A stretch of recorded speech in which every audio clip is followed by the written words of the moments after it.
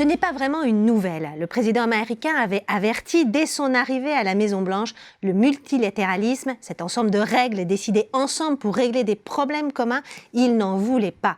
Eh bien, il a définitivement gagné. Gagné sur 3 fronts. Le front commercial d'abord.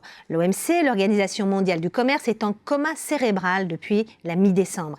Certes, les critiques adressées par Trump à cette institution étaient en partie justifiées, notamment son incapacité à traiter le problème des aides d'État de la Chine. Et elle doit évidemment être réformée.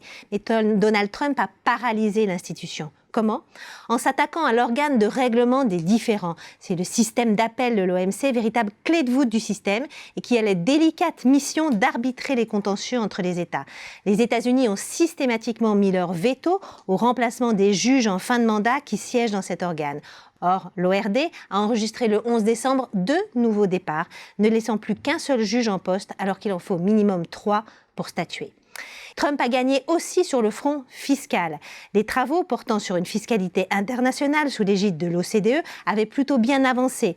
Un cadre avait été proposé cet automne pour faire en sorte que les multinationales, et pas seulement les GAFA, payent des impôts là où elles réalisent leur chiffre d'affaires. Un accord avait même été scellé entre Trump et Macron lors du G7 de Biarritz cet été, la France promettant d'enlever sa propre taxe GAFA lorsque cette taxe mondiale serait mise en place.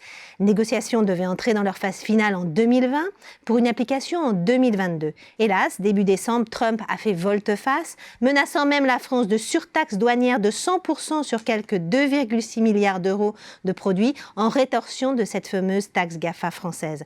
Preuve que le président américain ne veut plus entendre parler de taxation des géants du numérique. Il faut dire que l'approche de la campagne présidentielle a joué.